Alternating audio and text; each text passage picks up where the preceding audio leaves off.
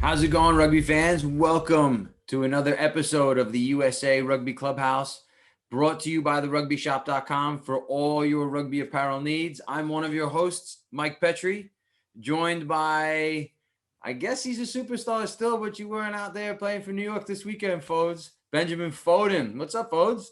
I got the superstar treatment, mate. I got to have a little rest. You know how it is. But let's be honest. Let's be honest. First touch of the ball, Troy Lockyer goes forward, makes a nice clean line break. Second touch of the ball, he scores a try. Yeah, I'm thinking I'm going to get a few more rests this season, it seems. Do you know what? I was in training. I was told early on in the week that I wasn't playing, and in training, he was injured for the first couple of games. He was awesome last year playing at centre, and he is a fullback, I think, out and out. So, obviously I've taught him all he knows, hence why he's shining in that position. But he's looking really good, and I'm delighted for him. If he stays fit and healthy, he'll be a handful throughout the season. So, it's all right. It takes a little bit of weight off my shoulders. We can swap in and out. Maybe I'll play on the wing a little bit. Maybe Troy will play in the centre at wing. That's the beauty of being a utility fullback. You can play in a few different positions, Mikey. You wouldn't know anything about that, just being a 9. Nah, I have to be honest. I know nothing about that. But speaking of staying healthy, at the New York game this weekend, I had the pleasure of running into none other than your best pal, Luke Hume. Yes. Also thinks he's coming for your 15 shirt and has been since day one, like 3 years ago.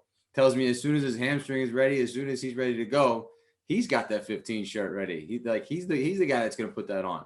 Listen, you should never be trusting that Hume string. No, Humie's looking good. He was supposed to be starting on the wing as well. Pulled out 2 days before because he had a bit of a tight Hume string. Yeah, you know what Humie's like. He's always jabbering away, always in my ear. He's a good mate of mine. And you know what? Having someone on the field like that as well, he's constantly talking. So it's great as a back three, whether it's a 15 on the wing.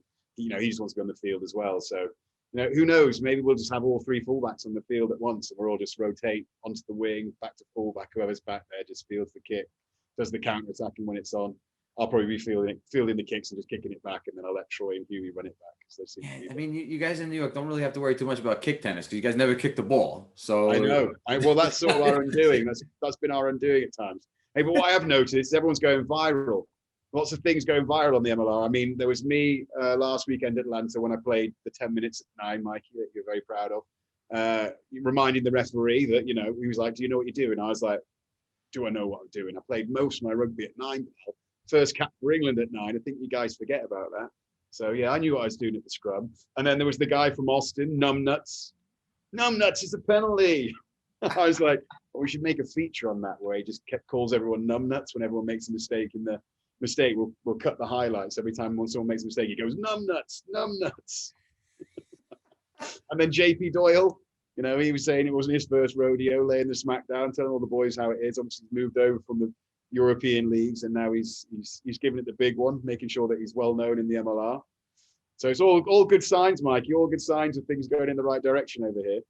I feel like all the referees have been so good with chat and communication. Like they must have taken a class early on where they're like, listen, you guys need to be really funny this year. You need to be the 4th commentator, and we need content. We need to send this stuff viral. You need to say some ridiculous stuff. So you need to go up to Ben Foden and be like, listen, pal, I don't know who you think you are, but have you ever played the game before? Because it's like it's been epic though to listen to the referees and how they're managing the games and managing the situation. But like as a 9, I always appreciated when a referee was chatty, and I always appreciated when a referee brought some levity to the situation and like made things fun. You could see Andy Ellis just absolutely having a laugh sometimes, with the referees. It's been comical at times. This is America. This is American sport. This is the thing that sets us apart.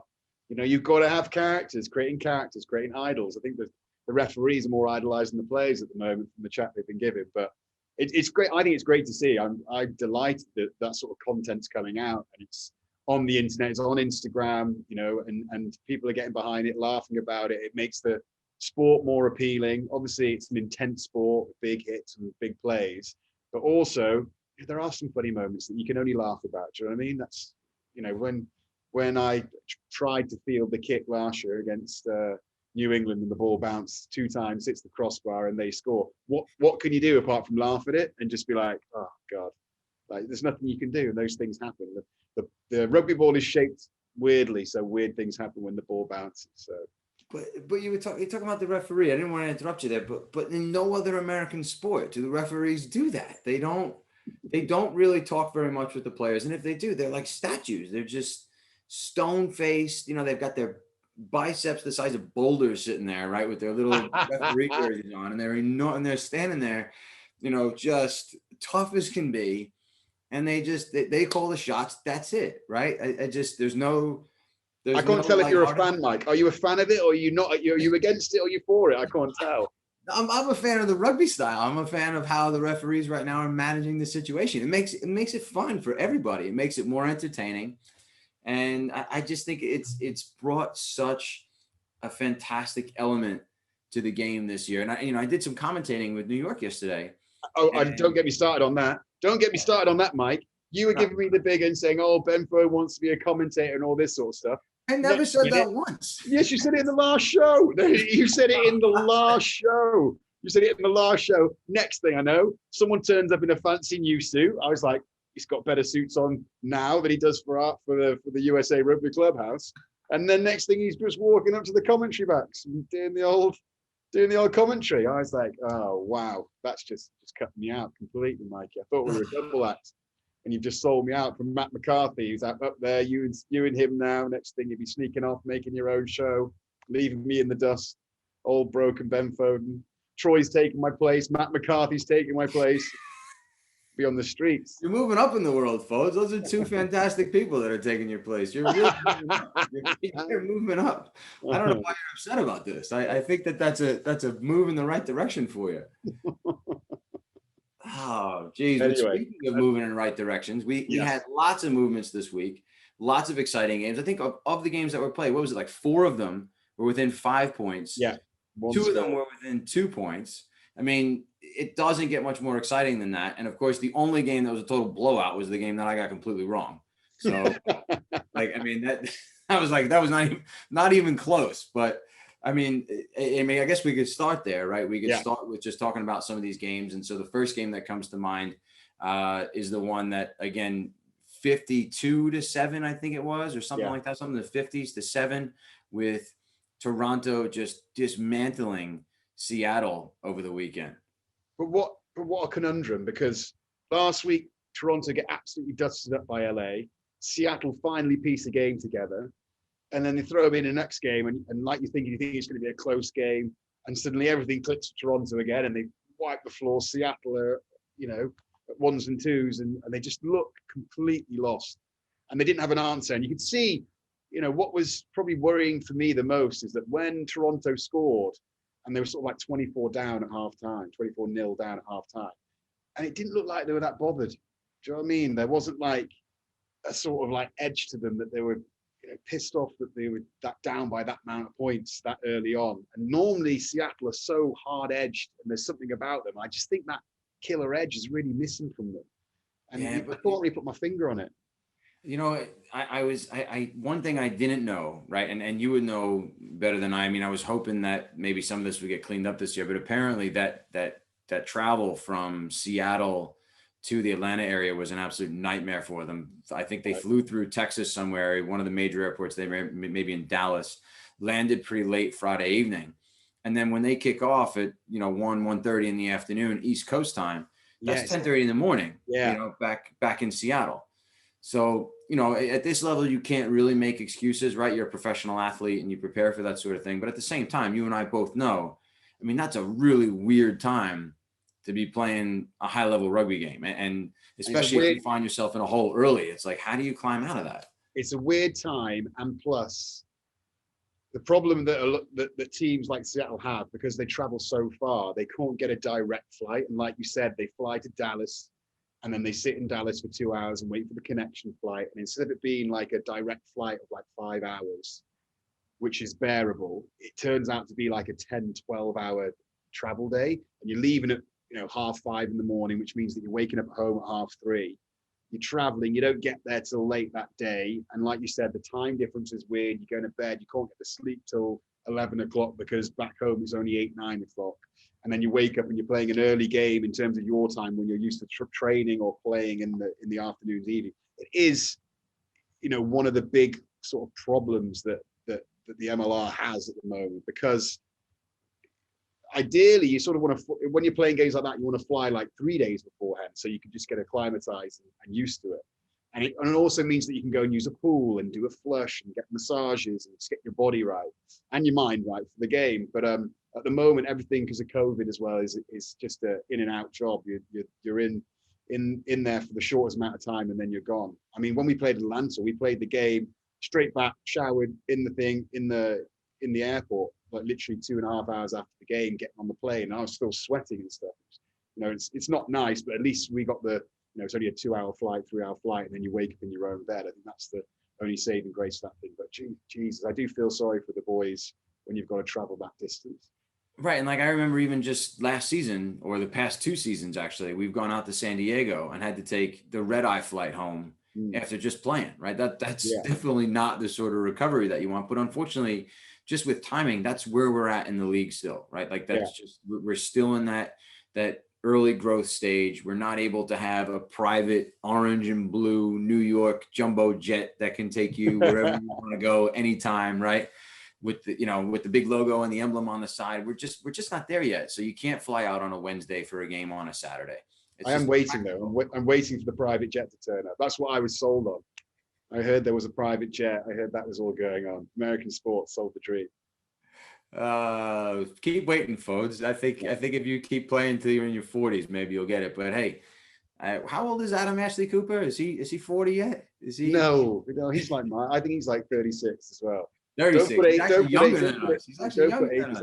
Yeah. He's older than me. I'm 35. Mike, don't put me in the same bracket as you, son. I am 35 years old.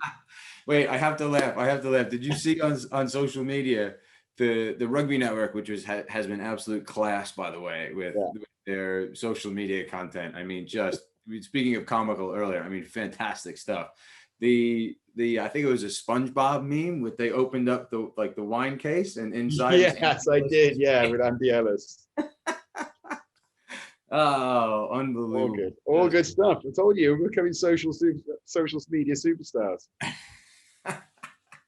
Anyway, more importantly, the Toronto game, I got it right. I thought Toronto might piece it together. You got it completely wrong. Completely wrong. That was one. I had a good week in the predictions this week. Last week was a catastrophe, so I'm glad to get things back up. But the one that I got wrong is the next one. NOLA, 30 points to 29 against the Free Jacks. Cracker of a game. Both teams look good. They both play good rugby. I'm a big fan of the halfbacks at NOLA. I think they've got 2 halfbacks who are really good. They mix it up, and they play differently. One's more of a structured, kicking in the right areas. The other guy's a bit more zippy and he comes off the bench, or whether they do it the other way around. But I've really liked their interaction and their handles on games, especially on the 20-minute mark. They make quite a big impact on how games are finished out or quickened up in the tempo. How about those conditions, though? I mean, they might as well have worn like a wetsuit or a scuba gear or something. Like, it was just awful. It looked like. I mean, one of those tries that I saw, you dive through and it was literally just water just splashing everywhere. Looked like you delved into a little kid's pool. Listen, Mike, you're talking to someone who used to play at Gloucester in their cow field when it had rained for like 4 days and it was brutally cold and brutal wind. At least in NOLA, it had been warm. I know there was rain, but it was at least warm, so you weren't freezing your arse off. But the ball, there was a few moments where you literally like, oh, they need to sort out the pitch, because there was a few puddles and guys diving through, and it was like the ball spitting out and stopping in the water and all that sort of stuff. But it was still a thriller. I said it would be a thriller. We knew it'd be a close game between those 2 teams. The 2 teams who, are competing hard in the East Conference as well. Free Jacks will be disappointed, I think, because they were starting to piece some wins together as well. So this is where it gets interesting, because obviously New York played DC. I know DC this coming week are going to play the Free Jacks as well. So we're going to start seeing some distance start to pop up if people can run some games together in this East Coast. You know who I actually exchanged messages with, Fodes, that was down? He just showed up in New Orleans about 2 weeks ago, is Hanno Dirkskin. Hanno was my roommate when he was probably 17, and he was living in America. And Scott Johnson was the head coach of the Eagles at the time, and he had pulled him in to the Eagles camp. I think they were trying to get him capped pretty early on because he was eligible for the U.S. And South Africa as well. So, he showed so much promise as a young kid. And then when Scott Johnson left, he took Hano with him over to Wales. And so Hano's been playing the last 10 years at the Ospreys or something like the better part of a decade. Tremendous player. I didn't even know that he kind of flew in under the radar there. He came in off the bench. So I was exchanging messages with him, like, you must have felt right at home in your first game after so many years in Wales, like just step right into an absolute swimming pool in NOLA. And we had a good laugh about it, but he's a guy that I'm excited to see in that lineup. And I think he's just going to bring so much class and versatility to him, to that whole squad, because he's a really good utility back. Okay, the next game, I called it. It was a close one. San Diego beating Utah 31-29. A very close game. But you have to worry a little bit about Utah here now. They've started to stutter. They were strong at the start of the season. They looked like a real team who had, sort of gelled and found their form. But now 2 losses in a row, you start to question them a little bit, Mikey. I don't know. I think I'm still hanging on to that Utah bandwagon a little bit. I thought about jumping off, actually. I was like, maybe this is my stop to get off the Utah bandwagon when they lost to San Diego. But I do think that, we mentioned it before, San Diego's back home now. They were living in Vegas for a while. So San Diego has always been a good side. And to see them put in a win over Utah in any other environment, I think would have been a surprise to nobody. But this year, Utah had been playing so well. So we kind of saw that as a little bit of a surprise because, like you said, Utah's been hot. But I don't know if I'm off the bandwagon just yet with the Warriors. I still think they're a good side. I still think they have a lot of potential. But they've got to right that ship. They've got to get on the right track. They got to work out those kinks, and that's got to be heartbreaking for them to lose such a close one. But I said to you last week, I said if San Diego are going to be competing in that West Conference, they need to start winning games, and they did, and they found a way to win. Your mate Nate was back playing; he's crucial for them, and they seem to have turned a corner, being back in San Diego. I know they're making signings.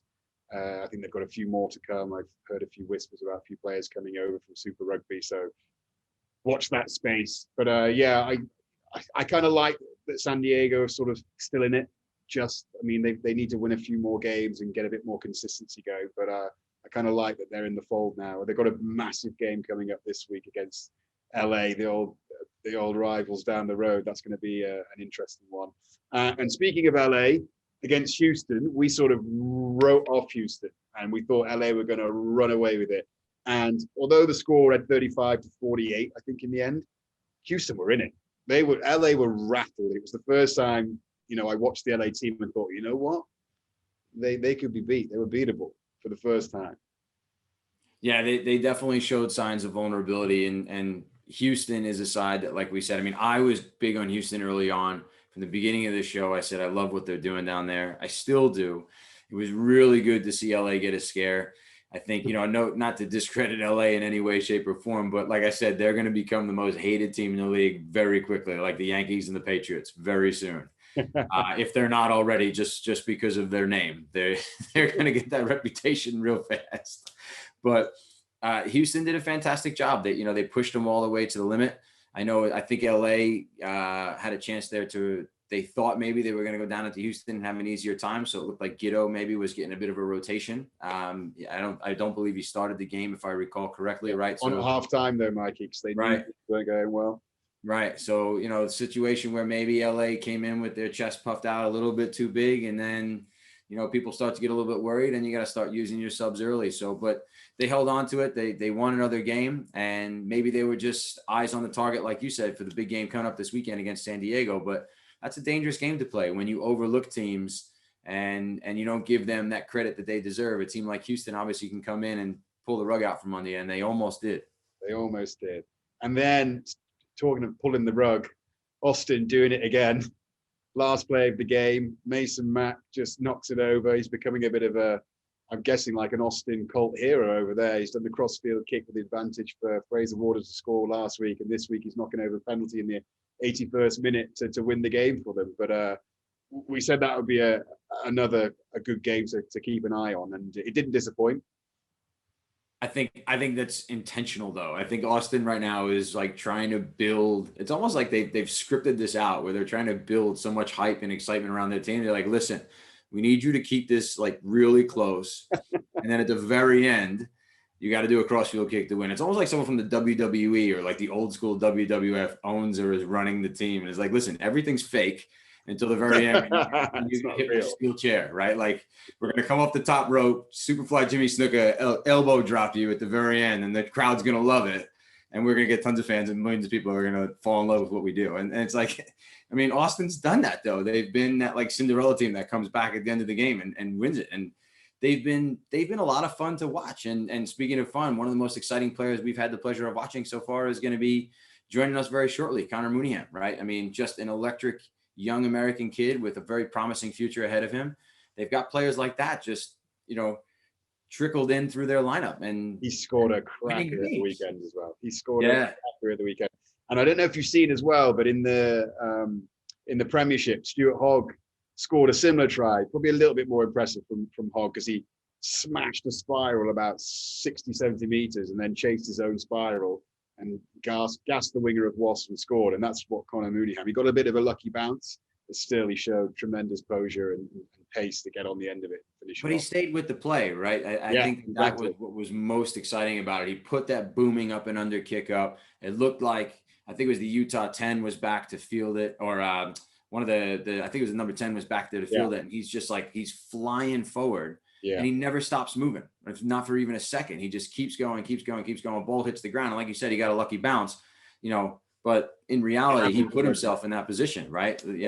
The harder I work, the luckier I get sort of thing. And he got himself right into the right spot, scooped that ball up, raced in. I mean, that was awesome. That was really cool. And he earned himself try of the week for it. Yeah, try of the week. Atlanta, a lot of changes. Chances back in the front row. Ross Deacon back at number 8. Our mate Mark O'Keefe was at 13. So they were moving people around.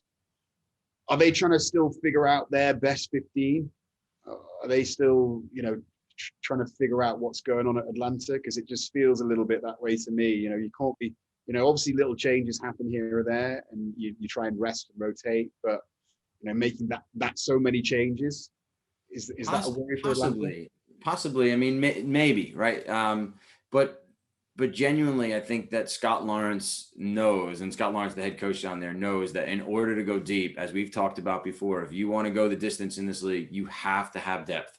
Mm-hmm. So maybe he's just cutting teeth all over the place, different positions, different combinations, knowing that, they'll be in it. They just want to stay in the race. And then towards the end of the season, when really things start to come to fruition and everything really starts to matter, then they know that they've got a whole group of players within their squad that can play a multitude of different positions that are ready to go. And they've gone through the gauntlet, right? They know what to expect. And so maybe he thinks that by that time, they'll be seasoned enough to get through whatever the league can throw at them.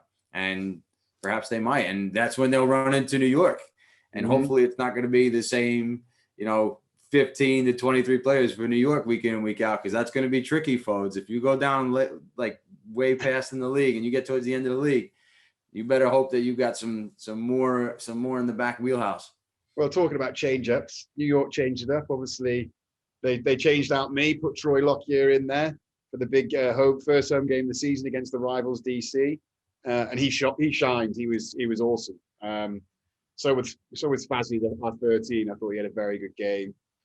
Again, if you look at New York though, we struggle to sort of exit cleanly out of that sort of just outside your 22 to the halfway line. We were probably playing a little bit too much, didn't know, what to do with the ball and made mistakes. And fair play to DC, they probably won the territory battle. I think if you look at the stats, they probably won the territory battle. They played most of their game in New York's half and they were really in it. They were in it for it got a bit squeaky bum time, I should say, with the last 5-10 minutes of the game, but we got to see it out. It was good. I was very impressed with DC's 10, Jason Robertson, that's the one. Yeah, he was back fielding kicks, counter-attacking. He varied his depth. He played on top of us. He played deep. He pulled the ball out the back, took the ball to the line, offloading behind guys' backs. He was a handful. And then Dan Hollinshead, our 10, he took a lovely interception that wouldn't have looked out of place in an NFL field, I feel. Hollinshead has just been class. And we all know that I am obviously a big fan of New York, and I could talk New York rugby all day long, but I actually want to just say that the back three for DC, I thought did a fantastic job.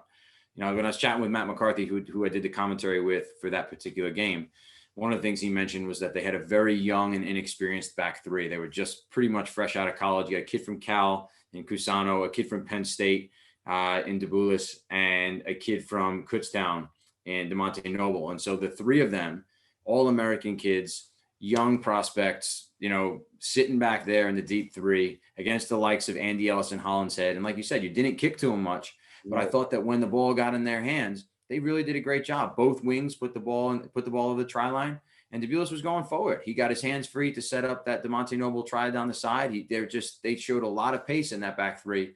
And to be honest with you, like, that's the kind of stuff that's really cool for me to see. And I think that that's the sort of stuff that we need to see more of in this league, is those young kids like the Connor Mooneyhams, like the Cusanos, like the DeMonte Nobles, pushing through into this league and really making big statements. Yeah, and the forwards did well for Rooney as well. I was very impressed with Carl Pryor at number 8, Benny Bonasso at number 7. He is a very good player. Bonasso's great. He's fun to watch. Yeah, he's fun to watch. He makes big hits, he carries hard. He's awesome. Anyway, enough of me and you talking about it, Mikey. Let's get to some real highlights. We get to watch some of it. So here are the week's highlights, brought to you by the MLR.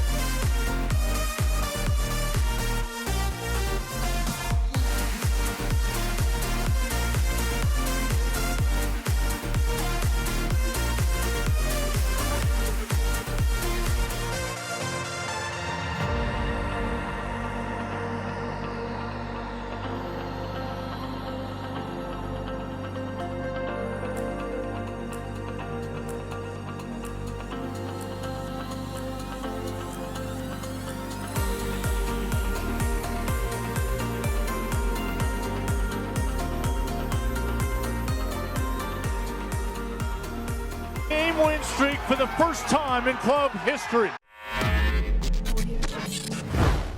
Hi, I'm Connie Munahan. I play for the AGs, and you are watching USA Rugby Clubhouse. So, borrowing a line from you, Mikey, I am super excited about our next guest. And since we talked about making the show, this is one guy I wanted on very early, because we're all about building names and future stars of the game. And this guy is a graduate from Life University, one of the best rugby colleges out there. He's a 2-time champion with that team. And the one thing for me, he goes down in the history books of being the first ever player to be drafted in a draft system in rugby in history. And obviously, the more this game grows, that could be a massive sort of peg on the cap. Is that a saying, Mikey? It's the feather in the cap there, folks. Feather in the cap. Peg on the cap, feather on the cap. But this guy's perfect timing as well. Our first guest is Connie Munahan from Austin, who scored an absolute blinder as well at the weekend. Connor, welcome to the show. What's up, guys? Happy to be here. We've got plenty to talk about. Connor, before you came on the show, we were actually just to put this out there for you. Fodes and I were talking about your try, and we were equating it to Stuart Hogg's try. Have you seen that one? I can't say I have.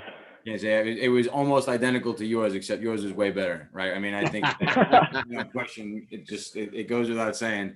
The Connor Mooneyham up and under scoring in Austin was way better than Stuart Hogg's. Fodes didn't agree though. I'm just gonna throw that out there. Fodes was like, Stuart Hogg's is a little bit better, but they were two belters, to be fair. But talk us through that try anyway, Connor. Just what were your thoughts? Were you kicking for distance? Were you kicking high, trying to regather? What I loved about it is you chased it real hard and you gave yourself a chance. Yeah, it's funny. We had a walkthrough on Friday, and after practice, I was talking to Sammy, our coach, and he's like, "Yeah, I want you to do a few up and unders." And I ended up doing about 5 of them, and I look over and he's not even watching a single one. So I'm like, "Sam, what are you doing?" So he's like, "Okay, I'll come over for a few." And we just practiced them. I did about 10 reps, and I was actually like pretty tired for a walkthrough. But I mean, that's exactly what I was going for. I was just going for a high contestable kick within the 15. So, I mean, obviously it panned out pretty well. Let's go back Pinpoint to accuracy. pinpoint accuracy. Mike, you give him too much credit. Sorry, dude. I thought it was awesome. He put it right in that 15 channel, never stopped working, drove his legs the whole time, just followed through on the play. Unreal. Connor, that was really, really fun to watch. Without a doubt. I mean, the whole game was fun to watch. You guys are becoming the team to watch because you love keeping the fans in the stadium to literally the last play of the game. It's 2 weeks in a row now where the last play of the game, you've nicked it. Crossfield kick last week, this time a penalty. It must be awesome in the camp. And the first time that you've won 3 in a row as an organization as well. Yeah, it is. It's funny you say that though about how the games have been. It's just kind of been the theme of our team. For some reason, we like to bring it down to the wire. But it is nice to talk to the fans after the game because they're always super engaged and super loud in those last moments. So it's a nice atmosphere here in Austin. So it's not scripted. I thought it was scripted. I told folks I think the whole Austin game plan is scripted, where you guys are going to pull a rabbit out of the hat. Yeah, exactly. Earlier on, being a magician, there's Austin pulling the rabbit out of the hat in like the 81st minute of every game so far, and but that's not it. You guys aren't doing that. No, definitely not. You're doing some really interesting stuff off the field, though. I've noticed that they had like a blind date game in 1 week trying to date some girl. This week there was like a rock. What was it? I saw you guys singing rock songs. Yeah, the AG's rock. Yeah, there's been a few concerts actually. No, the venue is real great. Keeps the fans engaged, and there's just always a ton to do. On Easter they had like an Easter egg hunt. I think on Saturday they had like a touch rugby sesh with all the little kids. So that's awesome. I love all that stuff. It's wicked. Yeah, same. Reaching out to the community. That's amazing. And so Connor, you're from Texas, right? So you played your high school rugby in Texas. I mean, talk to us about how that feels. I mean, Ben already mentioned you were the first draft pick ever in the history of the game, which in and of itself is pretty exciting. And I imagine you couldn't have even probably dreamed that up if you were in high school, right? But now here you are a couple years later, first draft pick playing in your home state as well. Right. Yeah, no, it's definitely a blessing. I mean, I have my parents here still. They live in Houston. I went to high school down there, played for the Woodlands Rugby Club. Actually had a few of the kids from the team out at the game on Saturday. So that was really cool to see. Got to take some pictures with them. But yeah, it is funny, being an American, especially, a few years ago, you're not really thinking about what's going to happen next with rugby. Life University gave me that opportunity. And then, the draft came up and there was obviously a buzz around that. For me, it was like, okay, I'm going to make this highlight reel of, maybe 1 or 2 years and see what happens. And then, good things happen. Talk us through the whole draft process, because obviously you were drafted originally by Dallas. And so you thought you were going to Dallas to play your games. And then, a couple of weeks beforehand, they pull the pin and say, due to COVID and some interruptions, that they're not going to compete this year. And then suddenly you're sitting there, waiting for the phone to ring to try and find another club to play for. So tell us like how those emotions of sort of doing the draft, getting picked, playing for Dallas, and suddenly having no team. Yeah, it was definitely a wild process. So the month of the draft, I graduated college, got drafted, and got married all within like 3 weeks. So like that in itself was just crazy. And then, for the next few months where me and my wife were thinking about Dallas, and then that obviously went away. And I don't have an agent. So I was like, well, now what am I going to do? So I picked up the phone and started calling a lot of teams. And obviously I wanted to stay close to family, and I liked what Austin was doing. I checked out the coaches, what Sammy and Mark were doing. And I was like, this is something I can get behind. So I mean, everything's worked out for a reason. I'm a big believer in that. Like everything happens for a reason. So I'm happy with the way things have turned out. Don't be surprised if after this your phone is ringing off the hook tomorrow with calls from agents about getting you to play maybe and take Stuart Hogg's position over in the UK. I'm going to slip him an email after this as well. I think I'm going to That's it. You heard it here. Connie Munahan is available for all of you agents. Right? Looking to put someone on your books. Here he is, American stud athlete. Get him on your books for sure. But tell us, you talked to us about Life, right? You mentioned your experience at Life. We all know it's a fantastic rugby culture, a fantastic rugby program at Life. It's produced some of the top American rugby talent that this country has seen throughout the years. What was your experience like there? Pretty similar to what I'm experiencing here, actually. Life is really good at preparing you for what's to come next, for the next level, just because it is that top tier rugby for college in America. And yeah, I mean, you see a bunch of players around the league. You know, you got JJ and Mitch up at the Free Jacks. You have Duncan, you have Alex Mon, just a bunch of these guys that are coming out of Life University, Ryan Reese, that are actually making an impact in the league. So, I mean, that's great for the sport and it's great for domestic talent. Connor, quick question for you, just because since we're on the Life topic, and then I'll let Ben get in here. So I know when I was younger, Life had a very prestigious Super League program. The college program wasn't really established yet, and it wasn't until a couple of years later that they really started to. I think it was Dan Payne that was the first one to really step in and say we need to really get this undergrad program going, and it has, right? The undergrad program, like you said, has produced some unbelievable talent. But it's notorious for being predominantly a chiropractic school. But I feel like now more and more rugby players are going there and not studying chiropractic. They're getting degrees in business management or economics or something does that sound fair? Is that a reasonable statement to make? That's me. I'm one of those guys. Business administration major. Yeah, honestly, the university has been nice for just extending a bunch of different opportunities for the students, because I know that, you know, back in the day, they didn't offer many majors for anybody coming in, especially not the undergrads. So it's been cool for sure. I mentioned before when I was introducing you that one of the main aims of doing shows like this is to try and highlight up and coming talented American players. And you come under that bracket, obviously being the #1 draft pick. You've been sort of, you know, you're the cream of the crop coming through from a year. You've obviously gone to Austin. You've now made that wing shirt your own. You're scoring tries, grabbing headlines. Are USA in touch with you about, you know, going into camps and things like that? Mike, you might be able to shed a bit more light on that for me, because obviously I've never been involved with the American system. But do they get in contact with young players from an early point and say, like, we're watching you, we know what you're about, keep shining, keep playing well, keep focusing, and, you know, you'll get a call up? Anyone been in contact with you, Connor, about that sort of stuff? Actually, no. I played for the All-Americans team in college, but, you know, nothing afterwards. I mean, it's only been 5 games, you know. Where's Gary Gold? Get Gary Gold on the phone. Tomorrow we'll get Gary Gold to ring you up. So you got an agent calling you tomorrow night. You can have UK agents from Foes. We got Gary Gold calling you tomorrow. I'm actually about to sign with an agent. Just a disclaimer. So this is what the show's about. You know, I see massive talent in Connor. I think that he's going to be, you know, he's young. He's quite bright. You know, obviously he's got a master. I got a degree from I have a master's. No. You got a master's as well? No, I wish. Oh, okay. Give me that credit. You know what I mean? Like, these are the guys I really want to get behind. These are the guys I want to highlight. I mean, it's all good and well that we have, you know, Chris Robshaw coming over, the likes of myself, Andy Ellis, people like that. But these are the guys that really excite me, the future of American rugby. And, you know, you can see that he understands the game. You can see that he's got a thirst and a hunger for it. And so, you know, when he gets in the field and plays as well as he has been, you know, you've got to start, like, you know, shows like this are the ones who sort of, you know, they used to do it in England back on the rugby club when Stuart Barnes and Dally Morris used to say, oh, England need to pick this guy, England need to pick this guy.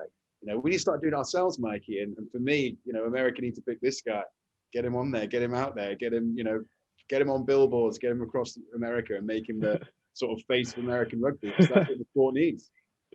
It's funny that you say that I understand the game well, especially as an American. Like, it's kind of uncommon. But I remember that was kind of a trend. That was like the biggest thing that I noticed when I came back from my mission in Argentina.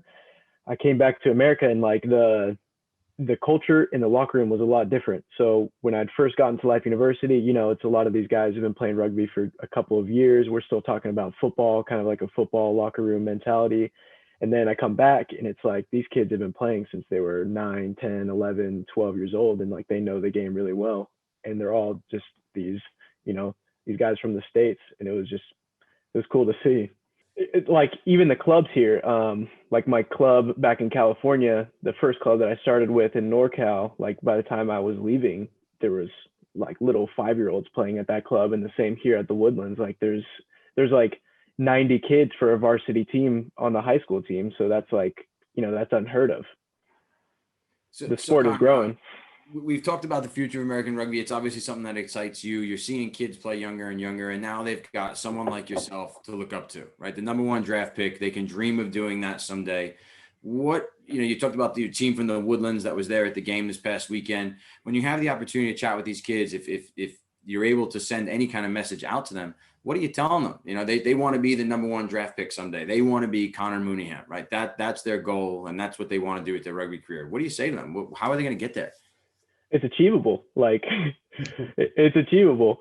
You can start here, and you can work your way up. And I think the draft is great for the sport. I think that seeing a lot of these Americans getting drafted and picked up, like I said before, they're just making an impact in the league, and all these kids, these younger kids, they see that and they're like, well, if they can do it, then I can too. And to be honest, Connor, not to get too controversially into this, right? There was definitely a contingent within Major League Rugby and people involved administratively in Major League Rugby, not necessarily from the head office, but just from some of the teams that were involved, that were really not feeling the draft, right? Because it's not a very rugby natural thing. It's a very American thing. Right. So I know I was really excited about it. Right. I, for one, was pumped. I thought, this is so cool. I wish there was a draft when I was in high school, when I was in college and I was getting ready to play. But for some of these like foes, I mean, drafts are just not a thing in the UK. Right. Like there's no such thing. Even like the Premier League soccer, there's no draft.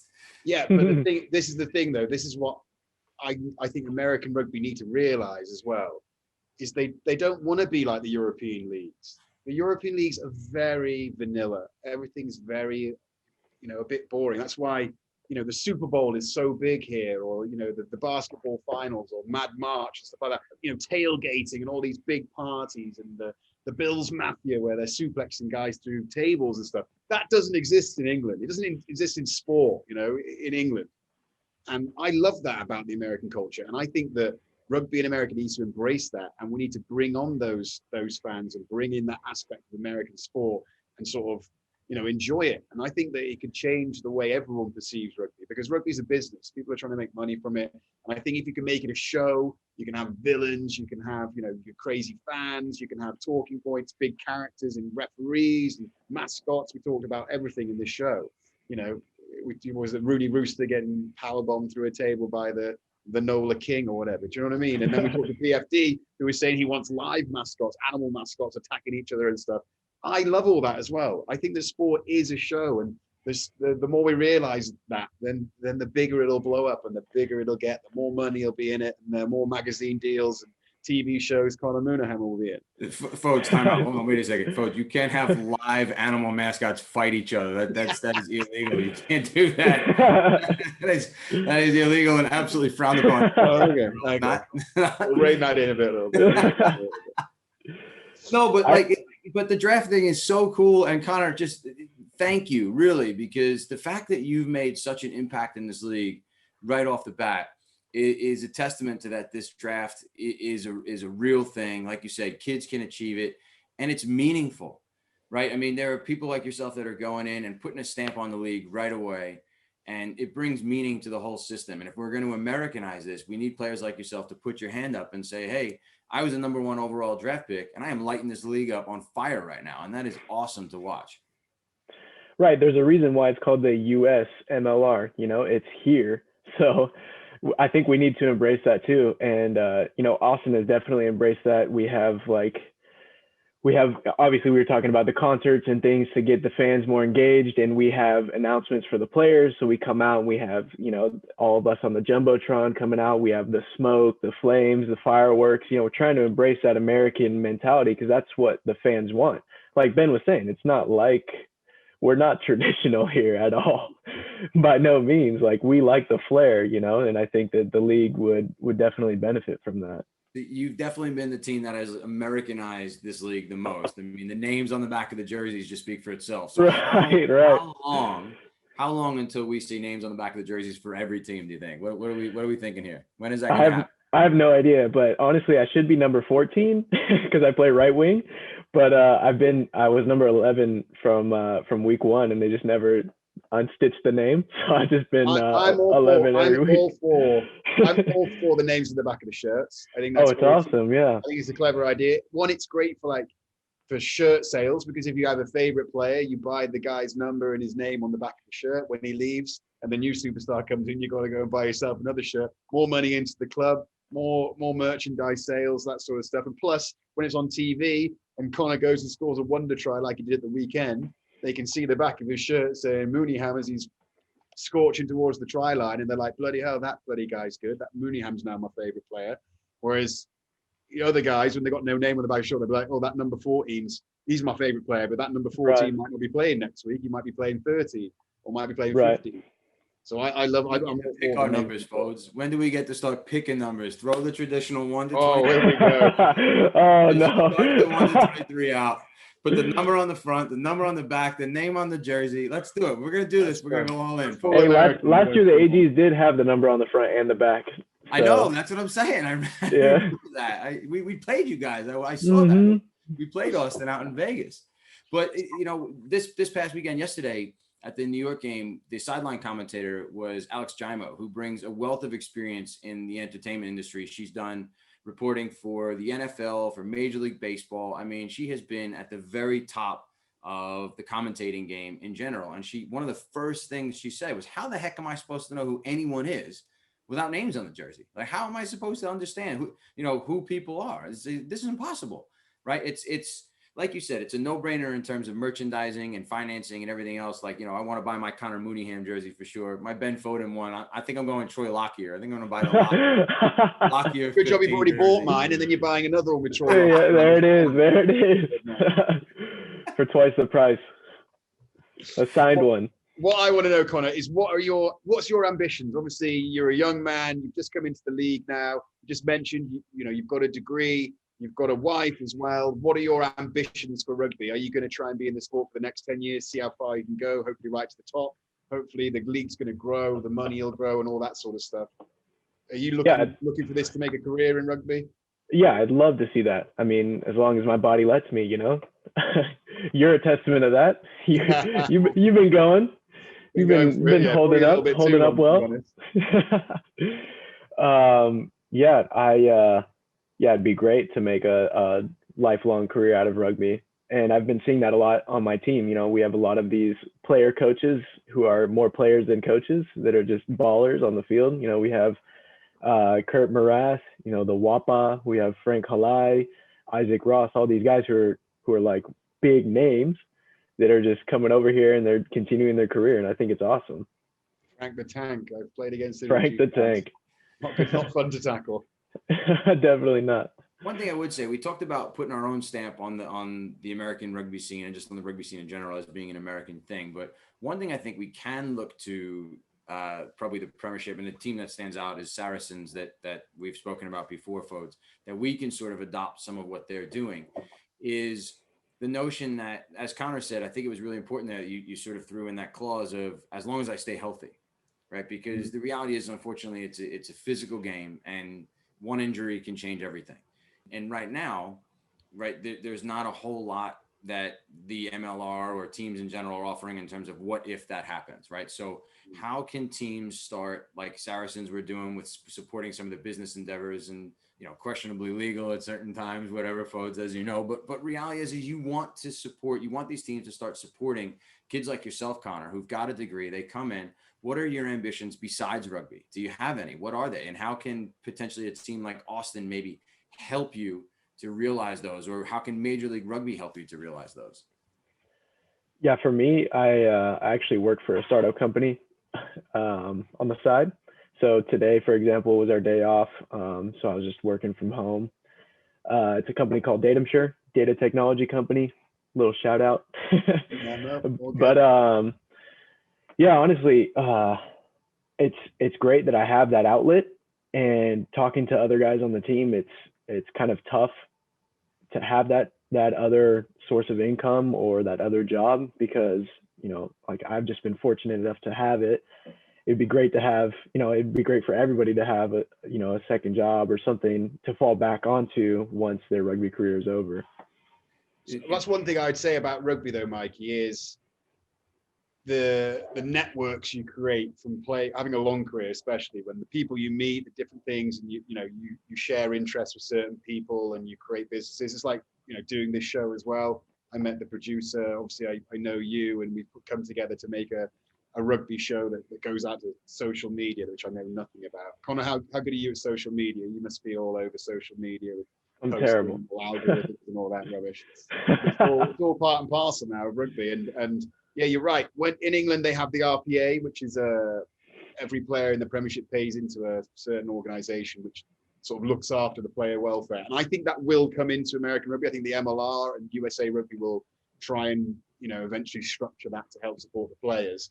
But it's just such a new league that that's not going to come for another couple of seasons. But I think with that, then will come insurance policies and that sort of stuff, and also then networks like you mentioned, Mikey, of trying to make networks, make connections, so people who have degrees and stuff can go and experience and sort of set up side gigs or gigs for them to finally fall into. We're getting old, Mikey.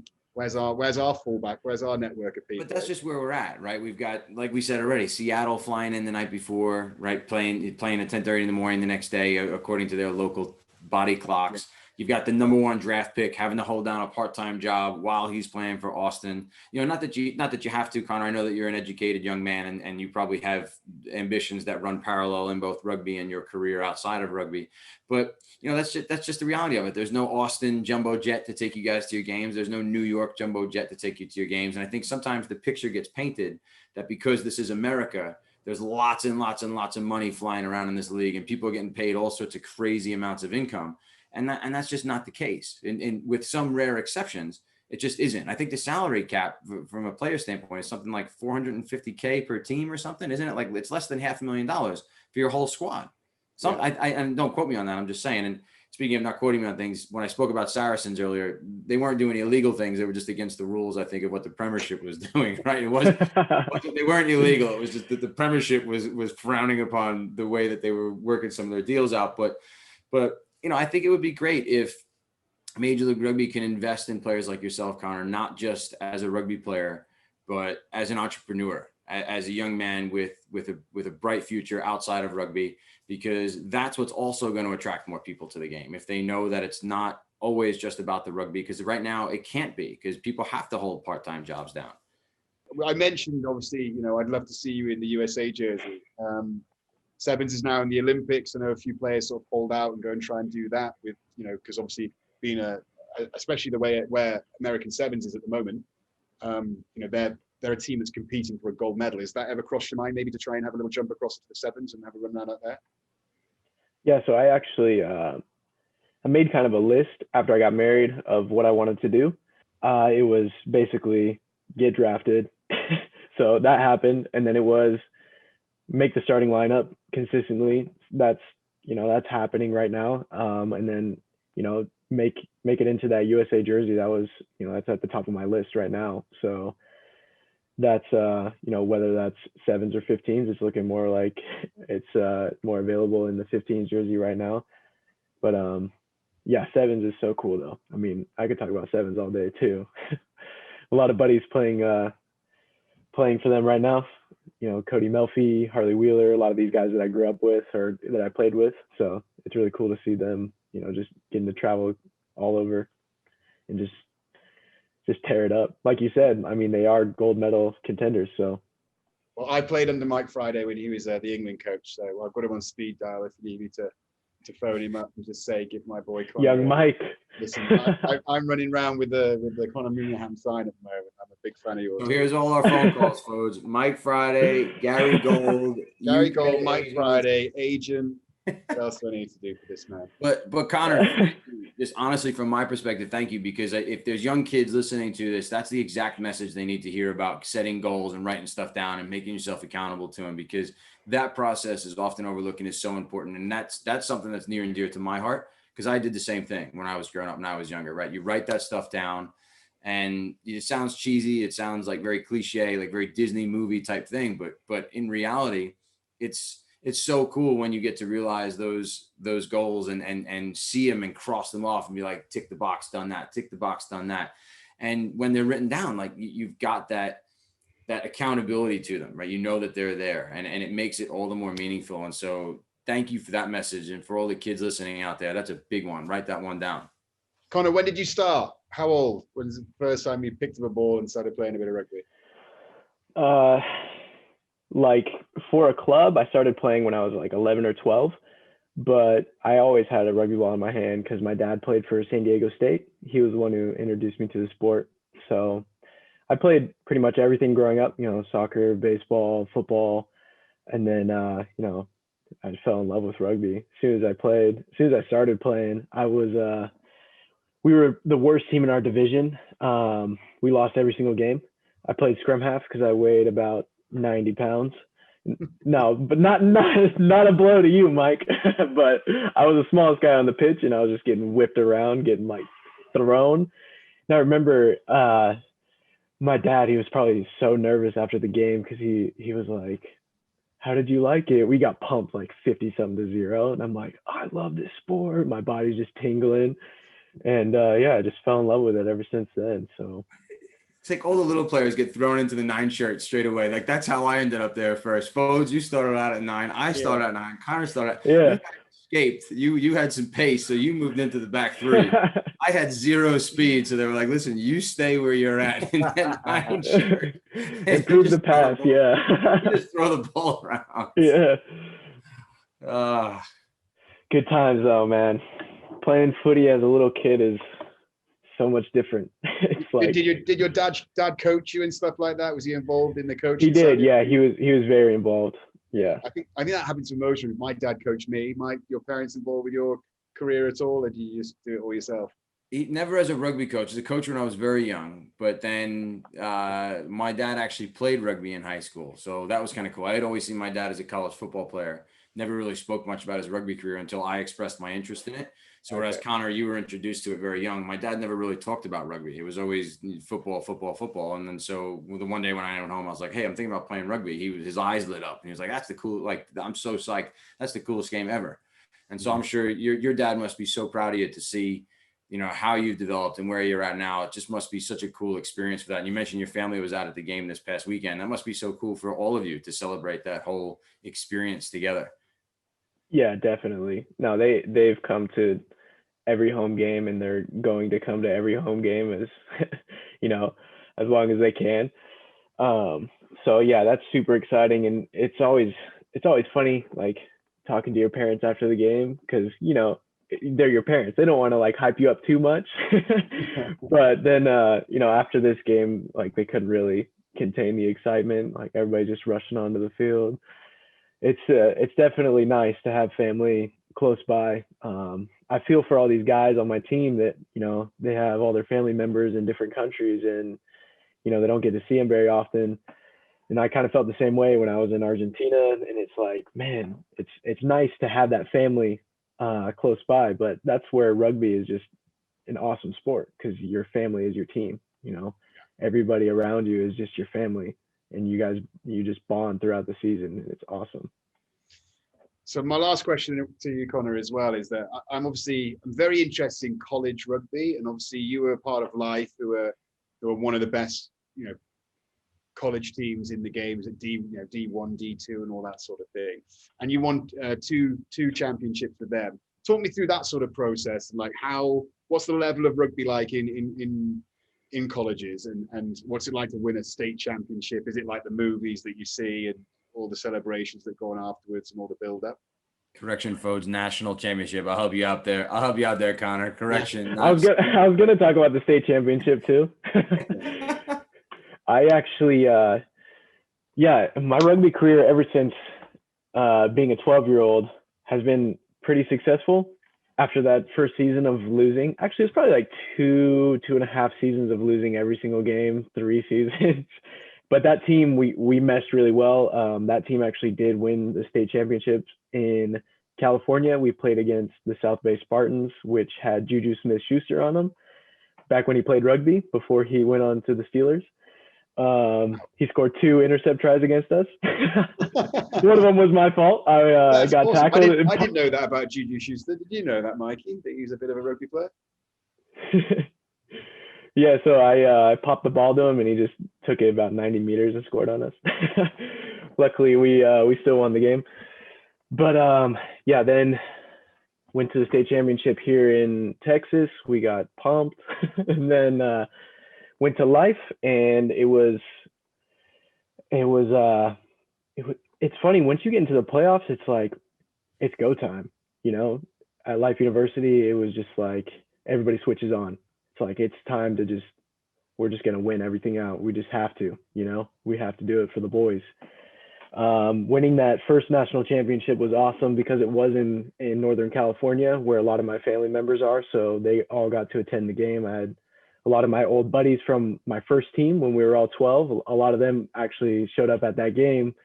And they're like, oh man, I remember when we were getting killed. Now you're winning national championships. So it was just cool to see that full circle. And then the second national championship was a little bit different because I came back from a 2-year break in Argentina. So I was like, man, I'm a little worried. I haven't played rugby in a long time. Kind of like what's going on now with COVID, how everybody has to come back after a year or two.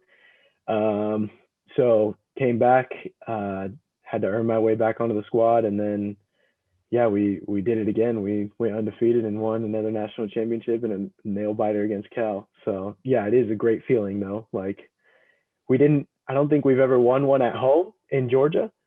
So we don't always have the most fans at the games. It's usually the guys who have family members in California, like me. That all of our family members just show up. But yeah, it is a great feeling. Like it's like the movies, you know. Yeah, Everybody just jumping around, freaking out. Yeah. Speaking of movies, you sure you didn't take that whole storyline from the Mighty Ducks about being this team that was just a bunch of ragtag kids, and the next pretty sure that happened in Minnesota though, not Texas. I think that was hockey. I think it was in Minnesota. So you got part of that story wrong. Oh man. That's going to be the movie. They're going to make the movie. What they call it? What's it going to be called though? They're going to make the Connie Munahan movie about not Mighty Ducks, but have to call it something like. Oh, no idea. Yeah, Slumdog Texan. I don't know, some stupid. Watch this space. They're doing it with all of them now, you know. Yeah. I'm a big fan of this man. I think that he is going to have a hell of a future. Loving what you're doing on the field. Love your attitude to the game as well. Talking to you now, listen to your story. It's like Mikey mentioned for kids who are one of the big things is what we're trying to do is trying to get kids grassroots level rugby, kids into rugby as early as possible, and and they're going to look up to guys like you and think, oh, I want to be like this guy when I'm coming through the ranks. So as Mikey said, thank you to what you're doing, keep it going, and I'll still be making those phone calls to Gary Gold, Mike Friday, and we'll see you in an American shirt pretty soon. When can I get a Ben Foden signed jersey with your name on the back? No, you want the Troy Lockyer jersey. Yeah, when can I get the Troy Lockyer jersey? Come on, Mikey. I'll get the both in case you just for like you that much. Mikey, Connor, thanks so much. I echo everything that Ben said. It's a pleasure having you on here. You're such a great example for the young kids in America to look up to. As the #1 draft pick aside, I mean, you're a good kid. You got a good head on your shoulders. You're working. You're playing rugby. You're married. You're juggling a million different things. Really, really, lots of positive information here for those kids that are listening. So awesome job. Can't wait to see you in a USA shirt. Hopefully, in the not too far future. And keep lighting it up in the MLR. You're doing a fantastic job, and you're exciting to watch. I appreciate it, man. Sport has the power to change the world. It has the power to inspire. It has the power to unite people in a way that little else does. It speaks to youth in a language they understand. Sport can create hope where once there was only despair.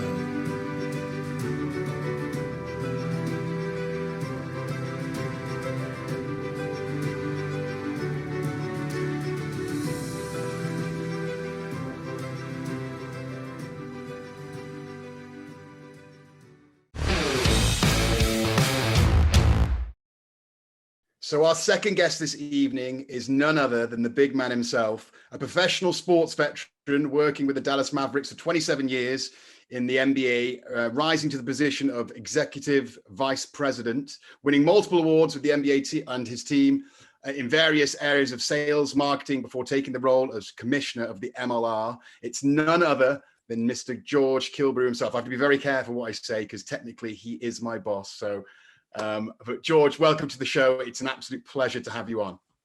Thank you, Ben. It's a very kind introduction, and I do sign your paycheck. So let's make sure we keep it on the up and up. Always. Anyway, let's get straight into it because I've got so many questions to ask you. I think it's so interesting to have someone like you, someone with your caliber of behind the scenes of professional sport, because so many people, they just see the lights and the action and the players on the court, but so much has to go into sort of the organization and the growing of a sport. And obviously MLR only starting as a professional sport, 3.5 seasons ago, technically, due to COVID. You took the role in 2020. First and foremost, how did, what attracted you to doing the MLR? What was your main, attraction to coming in and taking over that position? Well, it was kind of twofold. First, I worked for a guy named Mark Cuban for the last 20 years. And Mark, most people don't really know this, but Mark's first love was rugby. He played rugby as a kid. He played rugby collegiately at Indiana University. And so over the last 20 years, I've met all his rugby mates from back in the day as they've come to Maverick games. So I was really very familiar with the sport through Mark. And then when Major League Rugby was hired a search firm to look for the next commissioner, I happened to know the search firm pretty well. And they went to Mark and said, "Who do you know? We know you're a rugby guy." And Mark kind of came to me and said, "I know you know nothing about rugby, but rugby's really not their problem. Their problem is business and all the things that we do every day in the NBA." So I was really honored, first of all, to even be a part of the search. And then, just looking at the opportunity of kind of where we could take this thing, I got really excited about it. And here we are today. It's been about, I think, 17 months in the seat, most of which under the black cloud of COVID, which has not been great. But, we have made a lot of progress and done a lot of exciting things in a short amount of time. Definitely. You can see, I've been involved since the very beginning, before you even joined with the MLR, and to see the strides that you guys have been making is filling players and people involved in the organizations with lots of confidence. But let's just talk about the layers of the MLR as well, because obviously you sit right at the top, but you sort of overlook a whole team of employees who are working on all different levels. Can you tell us which levels, obviously there's grassroots and there's, making sure that there's the owners and the organization, people who sit on boards and all that sort of stuff. Just talk to me about that behind the scenes, that the fans know what it's like for someone like you, a day in the job of the commissioner. Well, we focus a lot on sales and marketing and production.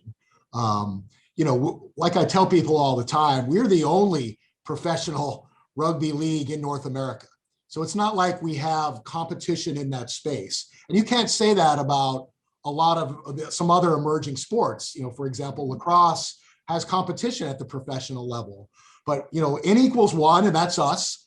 So our core product is rugby, but since we've gotten here, we figured out we really need to market and promote the sport. So not just hardcore rugby fans attend or watch on television, but we need to grow the audience. And we did a lot of research right when we first got here. We know that especially in this kind of adults 18 to 34 demographic, there's a lot of curiosity about rugby. People are very much willing to give us a try. So it's about now, not only having a great match, but having kind of all the bells and whistles that goes with a sporting event in North America at our rugby matches. So it comes down to things like music and entertainment and using the video boards. And if you're following us at all on the Rugby Network, they have some really clever, content providers, so our social media offerings and things like that. So that's kind of what we do behind the scenes. Obviously, I deal with our ownership and our board of governors,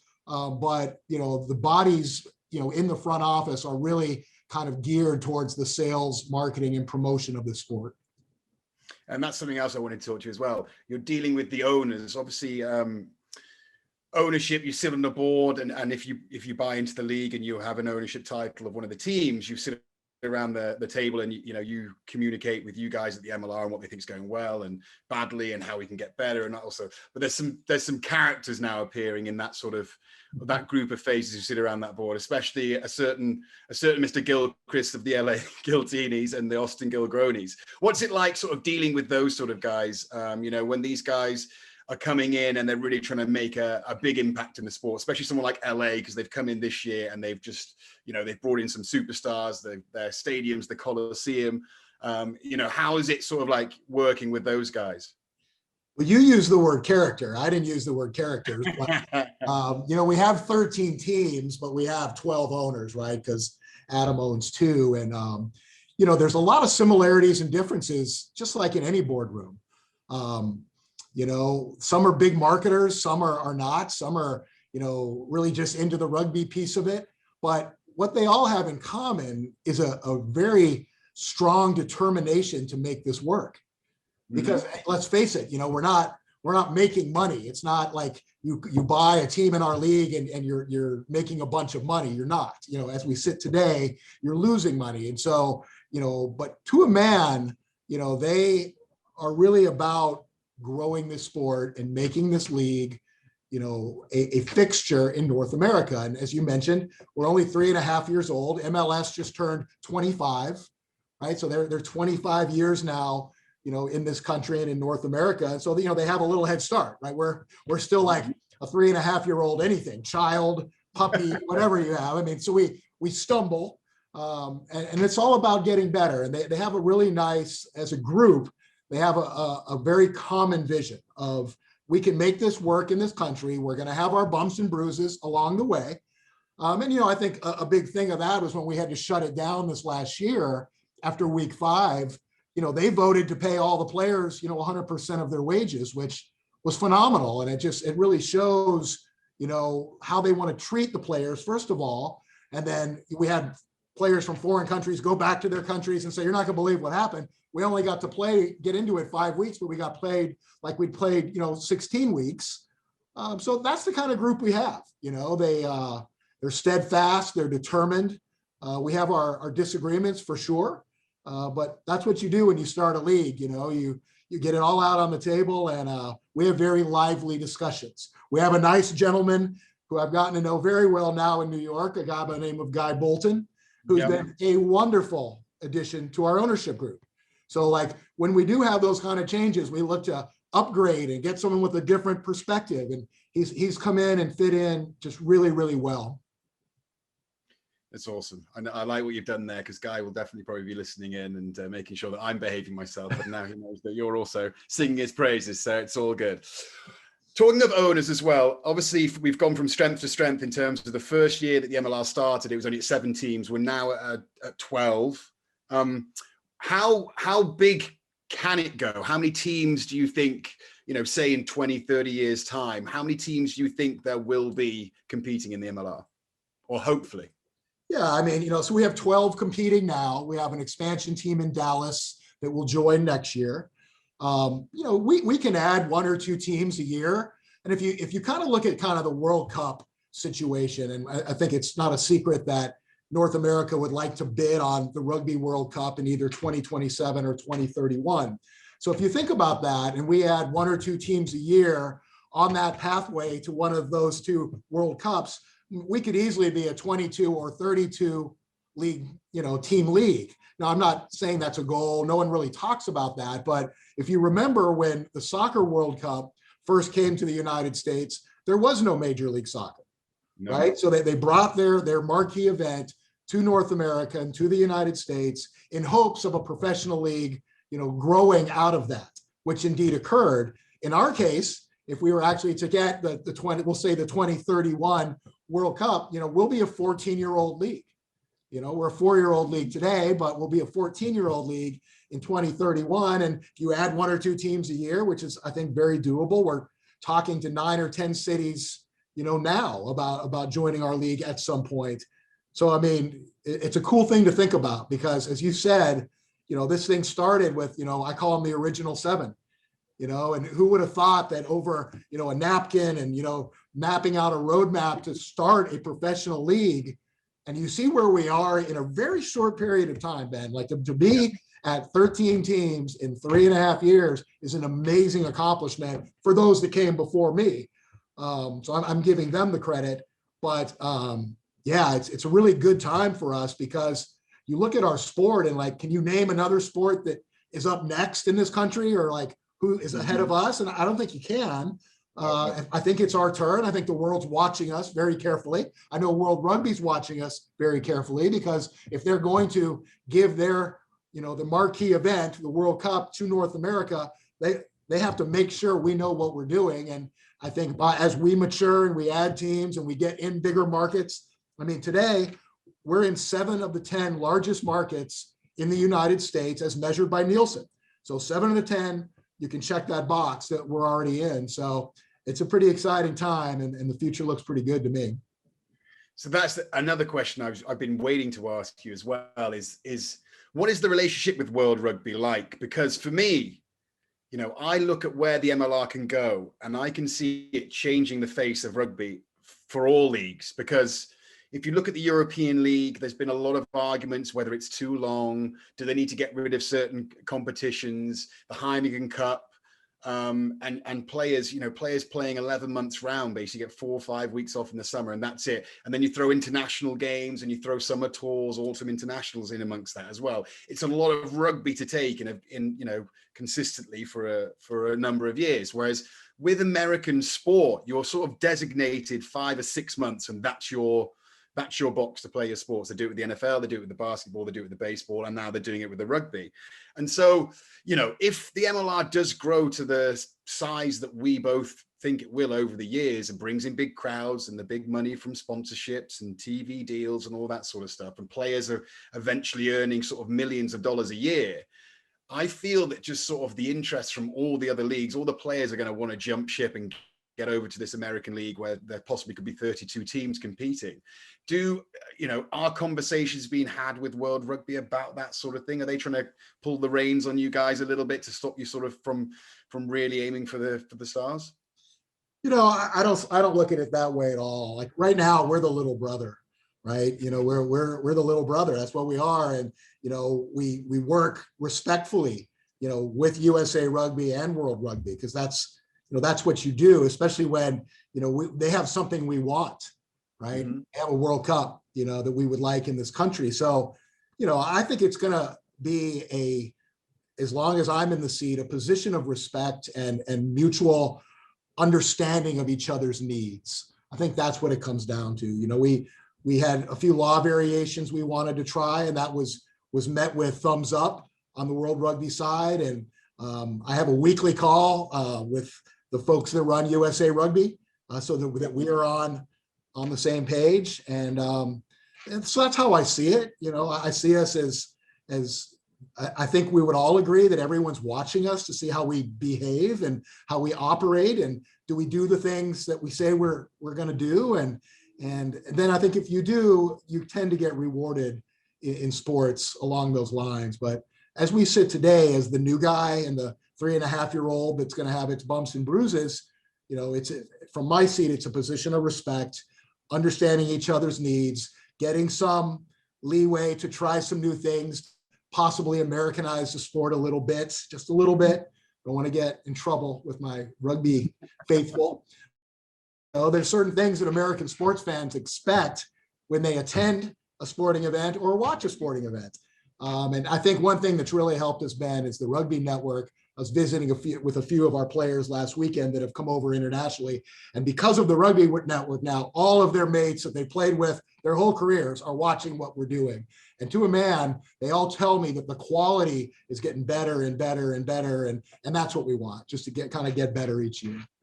Oh, that's definitely happening again, from the start every year, from every degree as well. Sort of, as a player, the players are getting better, the coaches are getting better, the management system's getting better, the owners are getting better, the MLR itself is getting better every year. You can just see it progressing. It's like you say it's a 3.5-year-old little brother, but it's like, it's like the big grown brothers are all looking down at the 3.5-year-old brother, seeing him throwing the ball and thinking, geez, there's a lot of potential in this kid if he can get to the levels and gets the right training. But you talked about sort of characters earlier on.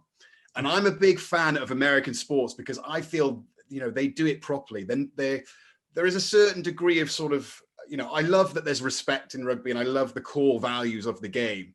But I also think that it's a show. It's a sport. It's a big spectacle. And I love all the, when you watch all of the American football and the basketball, you have big superstars, you have big Showtime acts at halftime, you have cheerleaders, you have mascots and things like that.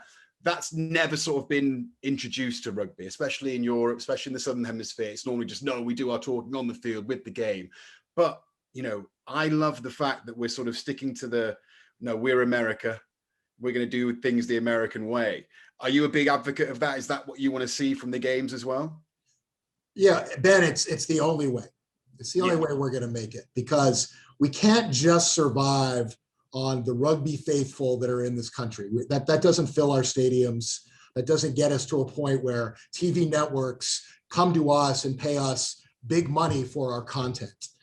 We have to start, really filling our stadiums and making it a spectacle, but with all due respect, right? Like, I'm a big believer in a lot of those marketing hooks that the NBA and the NFL and other leagues use, because I've watched it in real time.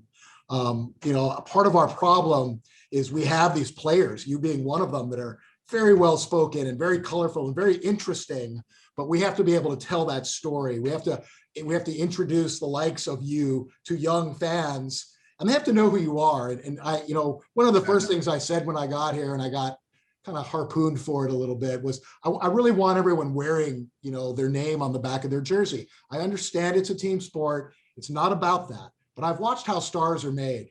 And I was down in New Orleans, and I came across this little boy. He's probably 14 years old. He bought a ball. I showed him, it was my signature on the ball. It's my only claim to fame, by the way. And I said, hey, did you have a good time today? It was his first rugby match. He said, yeah, I did. I said, who is your favorite player? And he couldn't answer the question. He just looked at his dad. And, we've watched how American sports make stars. You watch Kobe Bryant and LeBron James and Tom Brady and some of these others, and that helps build it, and I really want to do that here, because I think the quality of athlete is the same or better. And you can name guys on all of our teams that can do what you're doing today, that are funny, that are intelligent, that are well-spoken, that are great brand ambassadors for their game. And we've got to tell that story better. The Rugby Network will help us, especially as we get kind of non-rugby faithful onto that and giving us kind of a try to see what we're all about. But that's a really big deal, Ben. And the games have got to be entertainment. We are not in the rugby business. We're in the entertainment business, and we gotta cater to what the fans want. And that's what they're used to in this country. They're used to their driveway to driveway experience. When they leave their home and they pack up their car with whomever, and then they come home, 3 hours later, those things that happen in between have got to be great. The experience has got to be great. There's got to be something for everyone. And sure, someone in that car or van can be the rugby faithful that's pulling all his friends, family, or whatever to the game. But once they get there, there's got to be something for everyone. And if there's not, we're not going to grow. And so that's why the entertainment piece is so important. 100%. Couldn't agree with you more. I love the idea of names on the back of the shirts. I don't know why rugby is never did it. It blows my mind thinking about, like you said, marketing players, but also shirt sales, things like that, players coming in and out. Obviously, you always want to sell more and more shirts and more merchandise. And everyone, you see rugby fans back in England who buy their shirt with their favorite player's number on the back, and they put the name above it just so they can have it. Do you know what I mean? So it's just weird that the players don't have it out in the field. So I would love to see that being introduced. It would be great. Anyway, we're talking about rugby. I'd love to talk to you about the MLR's relationship with USA Rugby, because one thing I noticed when I first came into this league, that there wasn't really much of a link between the two. There were sort of two companies working in different directions. And obviously I thought, well, that's crazy, because you both have the same goal in terms of growing the sport in America. And obviously with the professional league, we've seen with Japan in the World Cup, that as soon as you introduce a professional league into a country, then the conveyor belt of talented players going to play for that country in World Cups, as we spoke about earlier, it increases tenfold. And you saw with Japan reaching the semi-final of the World Cup, that I can see that happening, very quickly with this new league and with USA Rugby. So talk to me about your relationship. You said that you have a phone call every week, but what are you guys talking about in terms of developing the game together? Well, Ross Young, who's the CEO of USA Rugby, and I hit it off from the beginning because, we're like-minded. We both are trying to grow something, and USA Rugby, as kind of had its trials and tribulations, financially, and they're just kind of now reemerging from that. But we need one another. We really do. I mean, the thing that soccer has a little bit more of a leg up on us is that, they had hundreds and thousands and millions of children playing the game in the US, and we haven't gotten there yet, in rugby. And so we have to work on those pathways. We should have really strong youth programs, and we're doing it in 13 markets across this country. So we are the de facto kind of youth program in 13 of the biggest markets in this country. Then our academies, you've seen our teams get very serious about the academy piece, and we did our collegiate draft for the first time last year, which now gives you that pathway from youth to academy to collegiate player to possibly professional in Major League Rugby. And I thought that was really important. That missing link was there, in the collegiate draft. And I asked our guys when I first got here, I said, now, if we do a draft, and we do 2 rounds, and Canada wasn't going to participate because they have the whole country of Canada to select their players from. So it's just 12 teams. So we're going to do 24 selections. Well, 24 guys sign up. And I was assured that, 24 guys will sign up. And really what happened was 475 guys signed up in our first year, which tells you the depth of the collegiate rugby programs in this country. They're doing quite well. Now, not right now because of COVID, but so there is that interest. And we've all watched in America on draft night in the NFL or draft night in the NBA. If you're not crying watching these guys come across the stage that started off in really tough situations and made their way all the way up and have their name called by a commissioner way famous than myself, that's what it's all about, right? I mean, that is what it's all about in our We'll get you there, George. We'll get you there. We'll get you there one day. You'll be on that stage. I watched the young man that was the #1 selection, Connie Munahan, who was selected by Dallas, but then when Dallas elected not to play, is now playing down in Austin, and he's starting and he's doing quite well. So, that's the story. That's a U.S. story right there. You got to have a great youth program. You got to have great academy programs. You got to have great collegiate programs, and then they come to the MLR, and then we complete the circle of life, basically. It's like someone tipped you off, George, because Connor was our first guest tonight and we talked all about that. Yeah, he was. Yeah, he's a great guy as well. And I talk about sort of, America embracing creating superstars and young, exciting players who, are going to be in this league for hopefully the next 10 years. And Connor comes under that banner. He's already gone down in the history books. He was the #1 pick of a draft, the first ever draft ever in rugby. And it's sort of like an American, banner of pride, sort of, to wear that badge and sort of say, like, I was the first guy ever drafted in an American draft in rugby. But he's got a very good head on his shoulders. He has a degree from university. He has a side business that he's working on as well. A very smart guy, and the potential of him becoming, hopefully an American Eagle. I talked to him about maybe, would he be interested in doing the sevens at the Olympic standard or something like that? And I could just see, this guy being a superstar of the game. And, you have all these characters in the big sports. You have LeBron James, you have your, Kobe Bryants, you have your, Patrick Mahomes, the Tom Bradys. And I think it's very important to sort of like create them in this league, but not a Ben Foden, not a Mar Nonu, not a Chris Robshaw, or not a Matt Gitto. It needs to be a American bred guy who's learned the sport all the way through, and suddenly, he's in the limelight. Do you think, that's how long until we see sort of those characters emerging through? Well, I mean, first thing with Connor, he does wear his name on the back of his jersey because Austin does. Now, getting Mooneyham on the back of a jersey is not the easiest thing in the world, but now people in Austin can relate because they know his name, because he's actually one of the teams that are actually listening and saying, I think that's a good idea. What I like about it, Ben, is as you mentioned, Ma and yourself and the guys that have come across, Rob Shaw, I think having guys like you that have done it at the highest level in these locker rooms and available for these young American players is a really big deal. I mean, you can teach what it means to be a professional at the highest level, what it means to be the captain for your country in a World Cup. How do you train? How do you handle the media? what kind of person are you in that locker room? And I think you have to have those role models, right? And obviously the game isn't as developed in this, this part of the world as it is in the places that all of you have come from. But I like that element. I want our number one goal to be growing, rugby in America. That's what we're about. But I think that pathway and that growth comes quicker when they have good role models to look at. Very true, very true. The role model thing is something that I really look forward to experiencing, because one thing that you do find is with rugby as well, we've always been very accessible. The fans come on the field and you talk to everyone, and seeing young kids with a ball and with a shirt on the back saying Mooneyham and things like that, that's what excites me and gets me going, because I think this has so much potential over here. And like I said, I'm a big fan of Connor and what he's doing and other guys in the draft system, because it's very new, but I think it's so, sets American rugby apart. And everyone I talk to from all my other clubs and players and management that I've worked with over the years, they all watch this league and are very, very interested to see how it goes. And they constantly ask me, like, what's the playing standard like? What's the coaching standard like? Or, should I be coming over there? Should I be thinking about coming over there? And that's the next thing as well, because what I think that you've done very well in the MLR as well is you've sort of controlled how many people can flood over here. Because in the olden days, if you were going to be a big player in America, the idea was that you get signed for a European club, or you go and play Super Rugby. And you saw it with the likes of Sam Manoa, Mike Petrie, even now, Will Hooley's over there, McGinty's over there playing for Sale. But suddenly there's going to be a switch at some point where everyone wants to come over to America. And I can see it being in the next 2 or 3 years.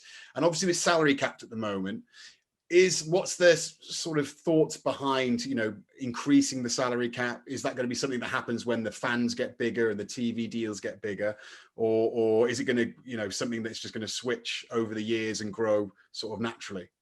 Yeah, I mean, it's a function of revenue, right? So this league, unfortunately, has a pretty big expense and not a very big revenue.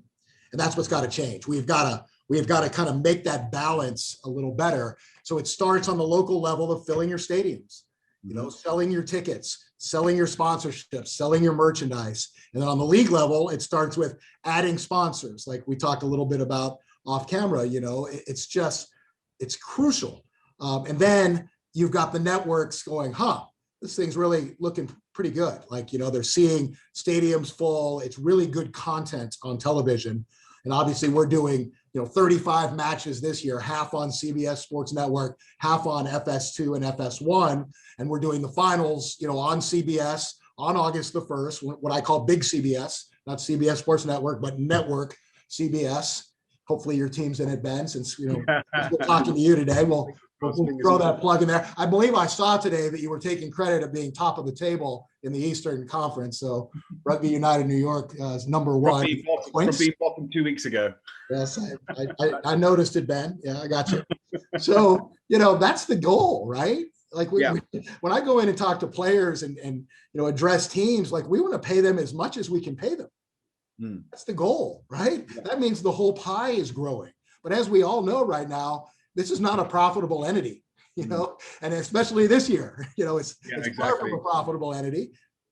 How difficult is the sale to sort of the big TV groups? We have ESPN, we have Fox Sports, we have CBS. How difficult is the sale of rugby to those? Because it's a new sport, and obviously, I go into bars now and I see them showing corn toss, or I see them, frisbee and things like that, and I'm sort of like, it's a no-brainer. Surely rugby's going to be there sooner or later.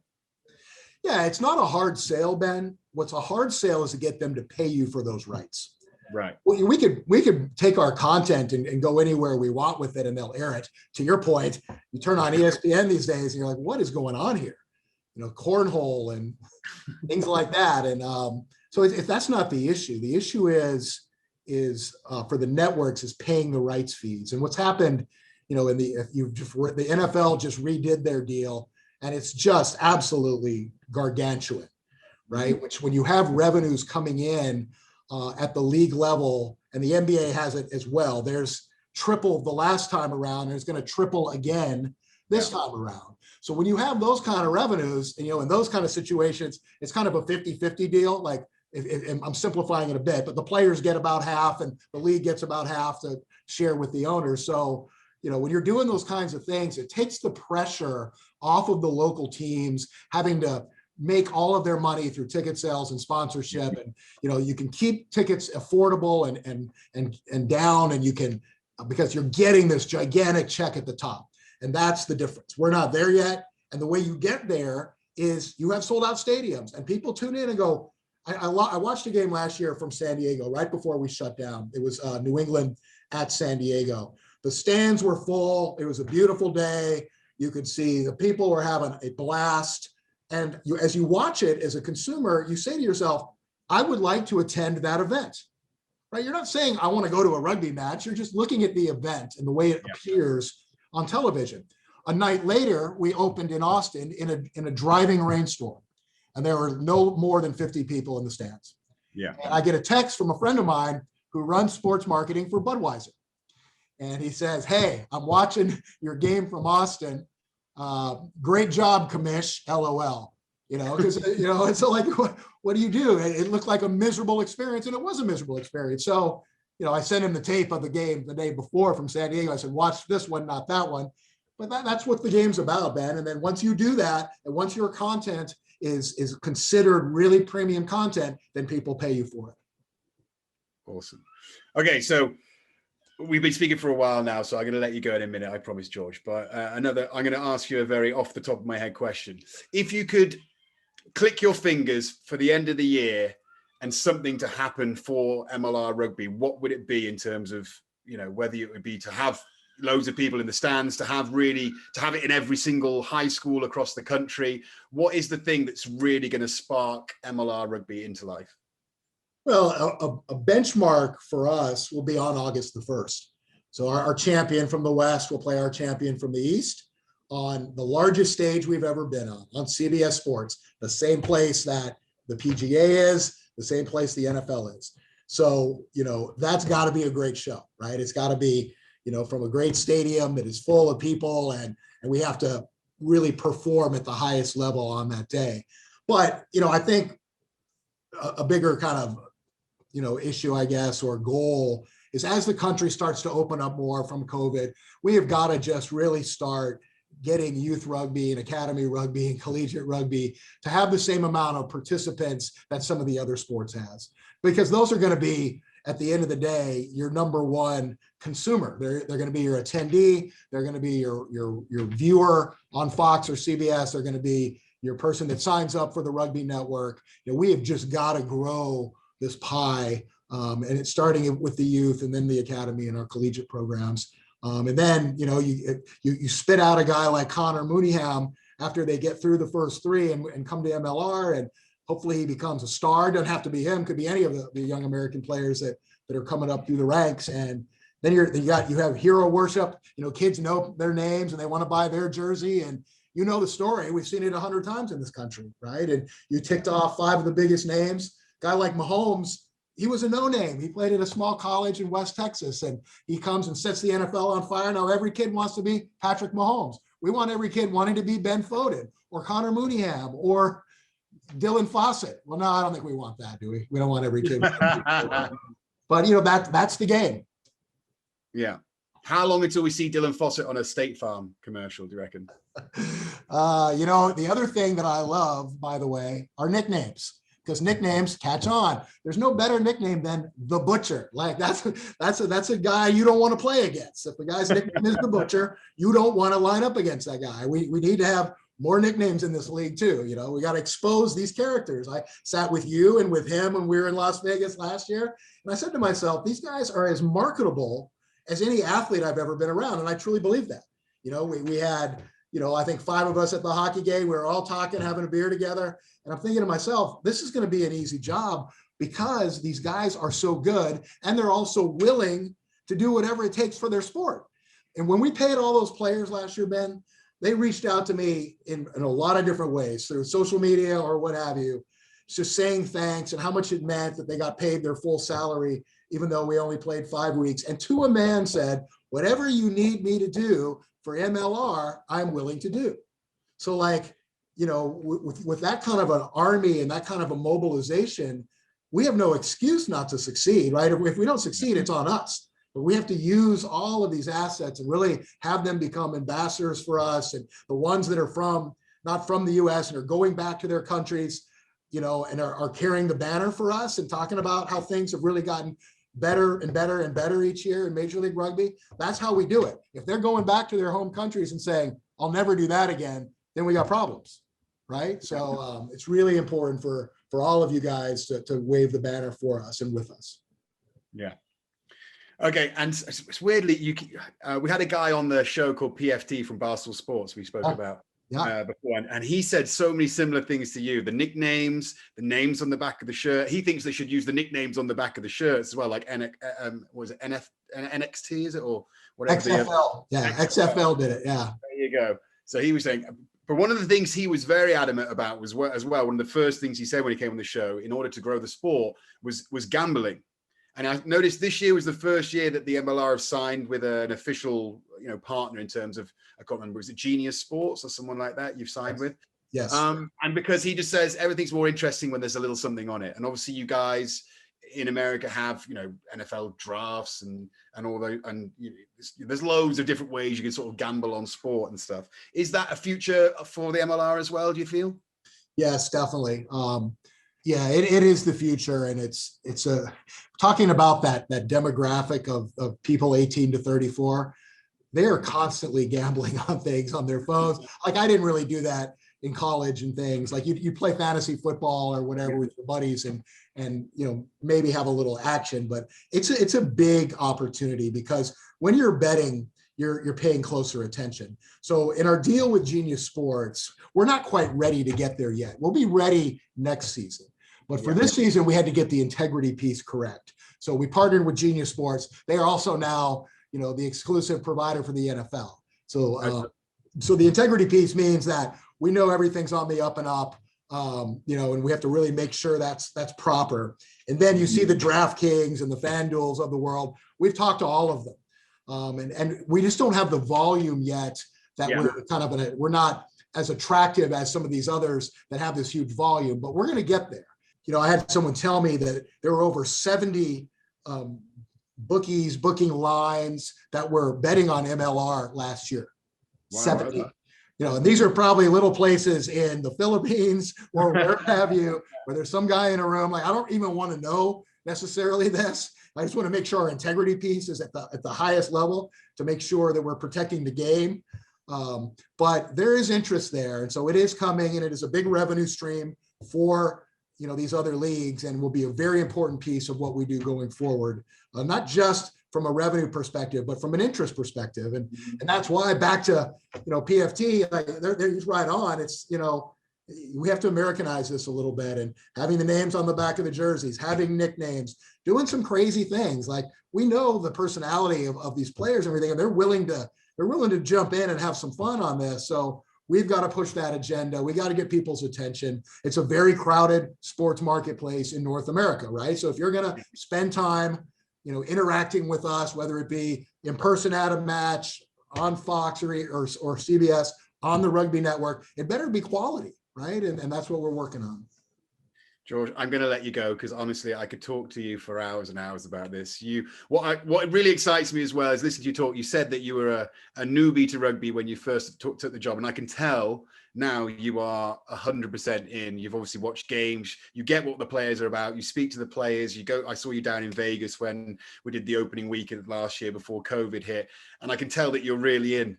And I love that. I love nothing more for players to get excited about when they know people at the top are really pumped and excited about the game. So it's an honor to speak to you, and awesome to see that you're really enjoying your position. Yeah, I mean, I appreciate that, Ben. It's taken a while, though. Like, I still find myself not understanding everything, but what I do find myself doing is I get more into it every week because I learn more. So I'm trying to kind of use myself as kind of a test for other fans that have never seen a game or understand or what have you. The more you get into it and the more you really watch it, you're like, this is incredible what is going on here, especially as you watch it in person, because it's just an unbelievable sport. And these athletes, I see one hit and I'm like, I'd be dead. Like, I would be laid out, unconscious. Like, it's an incredible sport, and it gets better every week, which tells me that as others are that are new to the sport start going down the same pathway that I've gone down, they're going to get hooked as well.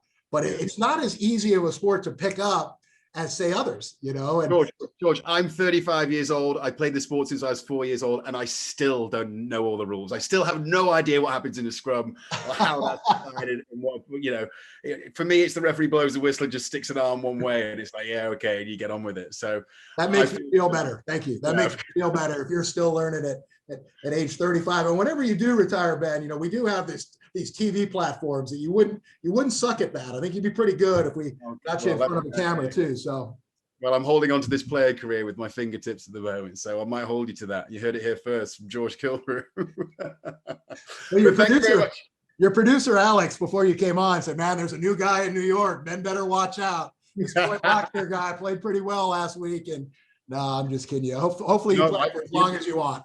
You're not kidding. He was awesome last week, and what's exciting about him is he's 25 years old as well, so he's got another 10 years in him until he's my age to play in this league. So listen, you've been great.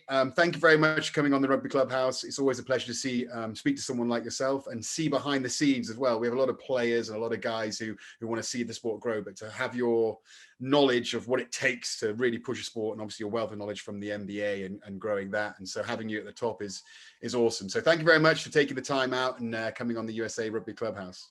No problem, Ben. Cheers. It's competition time again, guys, with the Budgie Smugglers Hidden Talent. We've seen a few posts from Troy Lockyer from Rooney showing a bit of magic. Also, Max Evans joining in with a little backflip into the sea off the cliff. Some impressive entries coming in, but you could still have this opportunity to win an entire set of Budgie Smugglers for your team. All you have to do is make your video, tag USA Rugby Clubhouse, and then also use the hashtag Smugglers Hidden Talent, and you could win this fabulous prize. Good luck, guys. I am David Shotton from Old Blue Rugby, and here's my hidden talent.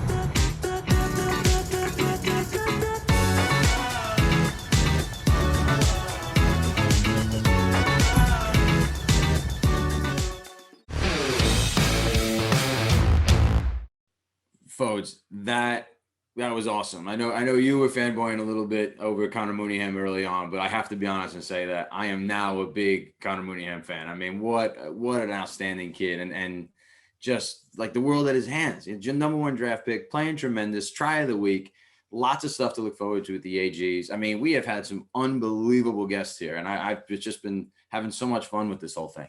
What's been great about having Connor on, though, is he is sort of the future of rugby. We talked to a lot of guys who are sort of halfway through their careers or coming to the end of the careers. He's the first guy who's at the very beginning. And, you know, we talk about, you know, having stars and superstars rising to the top. You know, he's going to be playing the game for the next 10, 12 years. That's what excites me the most. Do you know what I mean? Like, you know, I'm old, so I probably got, like, you know, this season, maybe one more in me at most. But he's going to be, you know, at the bottom of where this game's going to get to. Do you know what I mean? Like, it's so exciting for me, because I put myself in his shoes as well when I was sort of, you know, 21 years old and playing rugby, and, you know, I never dreamed of the heights that I can get up to, and I see the talent in this guy and where this game can go in this country, and it just excites me, and it makes me feel like a kid again. So you know, excites me that he's a clever guy, he's a talented rugby player, and I think he's going to be here to stick around. Wait, hold on, folks. Wait. We've already covered this. Your career is over already, right? Troy Lockyer had a blinder over the weekend. You are out. You are done. He's like 24, 25 as well. Troy So he's Lockyer playing for the next 10 years. straight in there. And if he's not, I've already heard from the horse's mouth, Luke Hume is in there next. So as soon as he's healthy, you're gone anyway. So this whole one more year, another season, you're done, dude. That's it. But speaking of superstars, this I got a good story for you. This will be good. So I was talking to my grandma, right? I was talking to my grandmother, and I said to her, look, I'm doing this show with this guy, Ben Foden. And she's like, I don't know who Ben Foden is. You know, who's Ben Foden? And I said, oh, look, Ben is a guy, he played rugby for England, really tremendous rugby player, known all over the world. But more importantly, you know, trying to relate to how my grandma might know you. I said, Grandma, have you heard of Simon Cowell? And she's like, yeah. She goes, I know Simon Cowell. I said, have you seen the show X Factor? She's like, yeah, of course. So I said, well, he's been on the X Factor show with Simon Cowell. And she's like, all right. She goes, oh, that's so fantastic. That's great. Whatever, blah, blah, blah. So today I get a call from my sister. And my sister's like, you're doing a show with Simon Cowell? It's the teeth. It's the teeth, man. I think it's the teeth.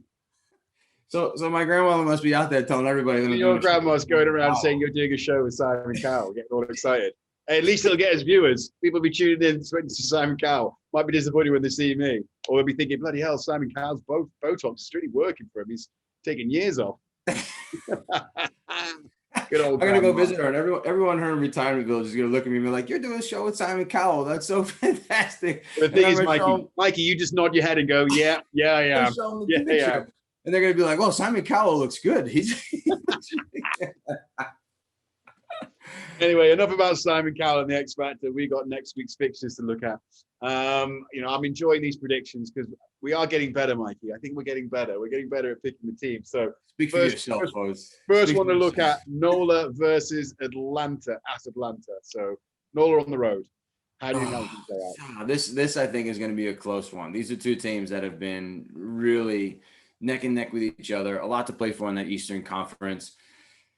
I think Atlanta at home. NOLA's been at home a few games in a row here, right? I think that now they get a chance to go on the road. I think Atlanta edges this one, but barely. I think Atlanta takes it barely. Yeah, it's going to be a close game. I'm sort of with you on that. I'm trying to think, NOLA on the road, fast track. Atlanta need to start winning because they've let a few slip by now, so they need to start winning games. Yeah, I'll go with you. I'll go with Atlanta in that one. I think it's a must-win game for them. Now we're playing East Coast Conference games. It's you look at how the table sits at the moment. Atlanta are towards the bottom, and if they don't start winning those home fixtures, they're really going to struggle. So yeah, I go with Atlanta as well with a close, hard-fought victory. Second game, San Diego versus LA, the big West Coast derby. I can't see past LA. LA are looking good. I know they stumbled against Houston, but I think, like you said, they sort of probably got a little bit ahead of themselves, thought they could rest certain guys, and they stumbled a bit, but they did still win by 2 scores, basically. So I think San Diego are going to have to put in a really big performance to turn over LA.